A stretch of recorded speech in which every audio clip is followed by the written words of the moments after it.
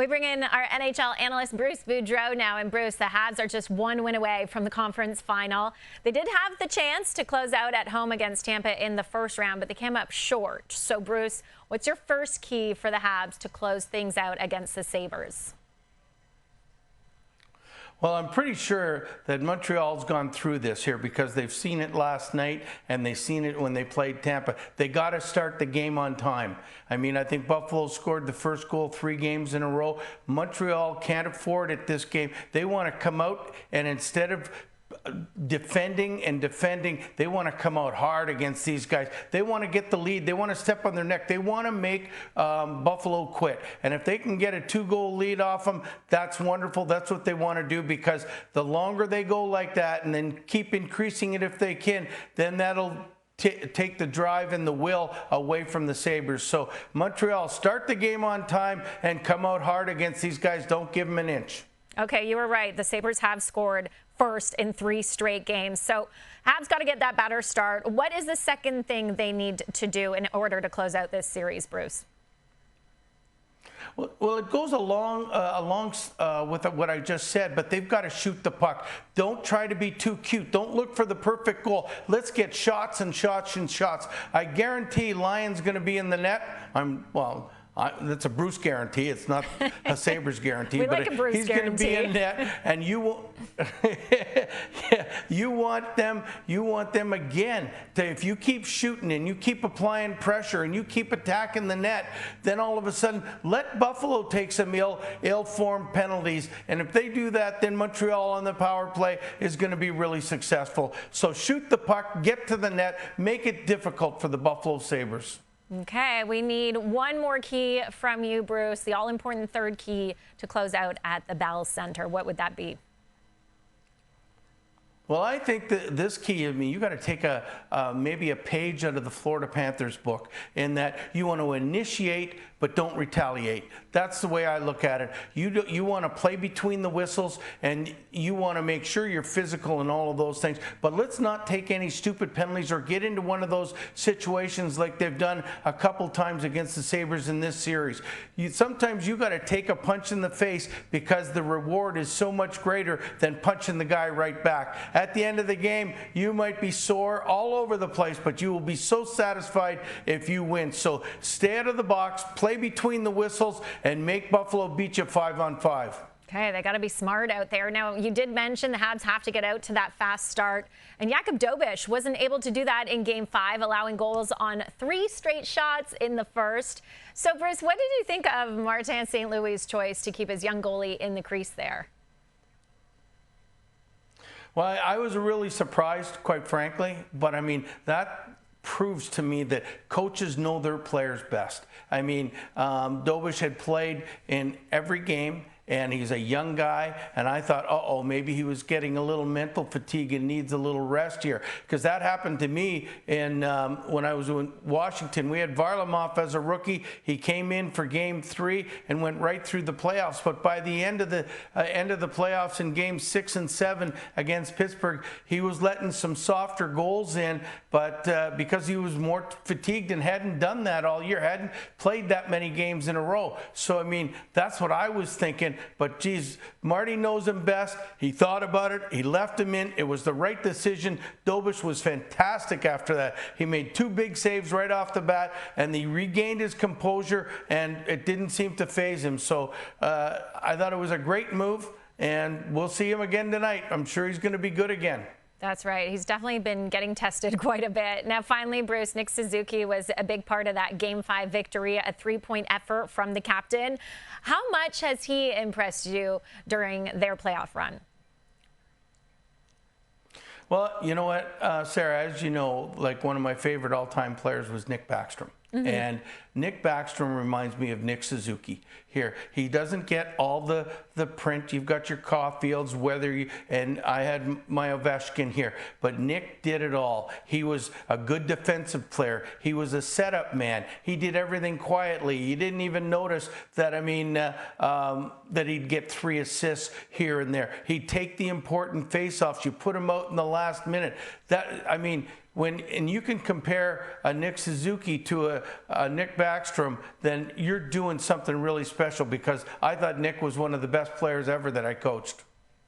Well, Game 6 does go Saturday night at the Bell Center, and the Canadiens will look to get back to the conference finals for the first time since 2021. And now with more, here is Mark Masters. Alongside TSN Hockey insider Pierre Lebrun. Pierre, Joe Valeno says Saturday night at the Bell Center. You couldn't script it any better to close out a series. You've been covering the Canadiens all playoffs long. How prepared do you feel like they are for this moment? Yeah, listen, they still have to prove that they can have this closing out moment at home. I mean, they had a chance, Game 6 against Tampa. Yes, they played a great game. Andrei Vasilevsky stole it for all intents and purposes, but it's a results-oriented business. They couldn't win that series at home in Game 6. They've also had Game 4 against Tampa at home, where they're up 2-0 and they cough up a lead. Game 4 against Buffalo, where they have a chance to win, they're up 2-1 and they cough up that lead. So you're reminded that they are the youngest team in the Stanley Cup playoffs at times, because of those moments where they really could have stepped on the opponent's throat. Having said that, those are the moments that build up to Saturday night in terms of knowing what they have to do and knowing they have to be ready right out of the gates. Yeah, the Canadiens players who spoke today, they were saying that Game 6 against Tampa Bay, one of their best performances of the playoffs. You mentioned it, the Canadiens' youngest team in the playoffs, Buffalo's second youngest, but it does really feel like, Pierre, these are two teams that are in different, parts of their trajectories as Stanley Cup contenders. Yeah, so the Habs since last year have played 17 playoff games now. The Sabres have played 11. And so at home you might be saying, okay, so a difference of 6. I think it's a massive difference. And, Montreal getting that playoff series in last year against Washington, and then getting that 7-gamer with the championship pedigree Tampa Bay Lightning this year. Not all series are created equal. I think that series will benefit the Montreal Canadiens for the next decade. That they'll be talking about it as players for many years, about what they learned in that 7-game series.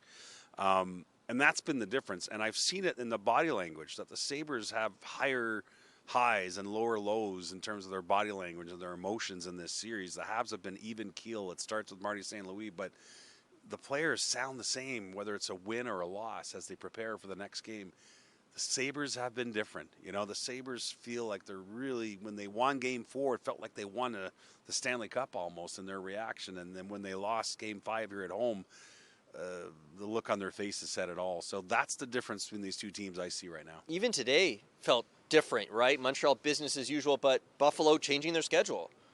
Well, Lindy Ruff saying he kept the players away from the rink here today. He said that he felt the pressure that they were under. That's something else to say out loud, I'll be honest. And I get it. Listen, Monday, in between Game 3 and Game 4, they had that terrible Game 3. They canceled practice. They kept the players at the hotel. They kept them away from the rink. So he's going back to that little recipe there, because they were much better in Game 4. But just the mere fact that you're kind of saying out loud that you want to keep the players away from the rink, away from the spotlight, it tells you again that the Sabres still trying to find their comfort zone here in terms of this new thing called the Stanley Cup playoffs. And Lindy Ruff saying today it's unlikely they'll skate even tomorrow morning. So he wants them to save all their energy for the game. How big of a decision is it for Lindy Ruff who starts in goal? Yeah, listen, it's a big one, but on the other hand, they've been flip-flopping all year, so it's not something that's going to be jarring for the players in that room. To me, I think you go back to UPL. I think it's why he got pulled in Game 5, is for a little reset for him to get ready. He was so good in the Bell Center, in that atmosphere, in Game 4. That's got to be what you look at if you're Lindy Ruff. On the other hand, Alex Lyon was amazing in Boston, in that building. So it's an interesting choice, but honestly, the bottom line is the best goalie in the series wears a Montreal Canadiens sweater. Owen Power was at the rink this morning getting some treatment after he went down awkwardly late in Game 5. Lindy Ruff said he was feeling better than he thought he would, and at least that is encouraging when it comes to his status for Game 6. Welcome back to Habs Lunch here on TSN 690. It's Campbell versus Gallo, and what an incredible postseason Lane Hutson has had. If you look back to the postseason he had a year ago, I think in the early portions of the series in Washington, you could see that he had a holy spit moment. Looking around saying, this is the National Hockey League playoffs. This is different. This is not what I'm used to. Well, guess what? He's used to it now. Lane Hutson has been Montreal's most efficient player from the start to Game 5 last night. One blemish of a period in Game 1 of the second-round series, but he's bounced back and been their best player since. And now if you take a look around the National Hockey League at some of these premier players at the defense position, where does Lane Hutson stack up with the likes of Cale Makar and Quinn Hughes? I start thinking about, even the Norris Trophy nominees and Rasmus Dahlin being one of those nominees, which I am not taking anything away the nomination that he got. But Lane Hutson is going mano-a-mano versus Dahlin, and it's not close in this series. So take that out. Is he in the same conversation as the elite of elite? And if you're talking about the best defenseman, however you want to look at it, even you, Evan Bouchard, it's Cale Makar and Quinn Hughes. Because of the offensive ability that they bring, but there's a defensive aspect to that at the same time. Is he in the conversation? Is he on par? Is he above? We could dive into that if you want. But I think if the question is he in the conversation with those two? Yes. Right now, yes, he is. If you were to ask me, would you take Cale Makar or Lane Hutson? I'm sorry, Montreal, I'm taking Cale Makar. Right now, Cale Makar's hurt, so I'll take Lane Hutson. But it's an overall thing. Quinn Hughes had a special playoff run that ended in the second round. I'm curious what that's going to be like moving forward. But he was everything Minnesota wanted him to be in the playoffs. I think he's in the conversation, and he might be the third best defenseman in the league. And I know everybody downplays his defensive acumen and ability. But I will tell you, maybe a year ago you could have. A year has gone by. Lane Hutson has amplified his defensive play. Is he the best? No, but it's growing and getting better, and even in these playoffs being trusted by his head coach and eating up minutes time and time again. So he's in the conversation. He might be at number 3 for me, but he's definitely in the conversation with those two for sure. There's no doubt that he's in the conversation, and I think right now he rivals Quinn Hughes. I don't think he's quite at the Makar level. I think there's a lot of extras that Makar gives you that maybe Lane Hutson doesn't. But I think the main point there that you're talking about, defensive acumen, defensive ability, Campbell, if there are people out there who still don't realize how good Lane Hutson is when he doesn't have the puck on his stick, you're not paying attention or you don't know what you're talking about. It's as simple as that. If you watch Montreal, you know how good Lane Hutson is defensively, and if you study the analytics or the numbers as far as the metrics that can suggest who is good defensively and who isn't, he is an extremely good defender. The one thing missing from Lane Hutson's game right now to put him into that next category of being nominated for a Norris Trophy like a Rasmus Dahlin is quality of opponent. He doesn't always face the more difficult matchups. The Canadiens lean heavily on Dobson and Matheson in that game. I'm not taking it away from him because he hasn't done it. He just hasn't been given that opportunity. I think he'd thrive playing against the other team's top players. Lane Hutson's great defensively. Lane Hutson's great offensively, and there is no doubt in my mind he's in the same conversation as Cale Makar and Quinn Hughes, even though if those other players were just a slight tick older than him, are better at this point. Very quickly, Canadiens win the Stanley Cup, and you're voting for the Conn Smythe.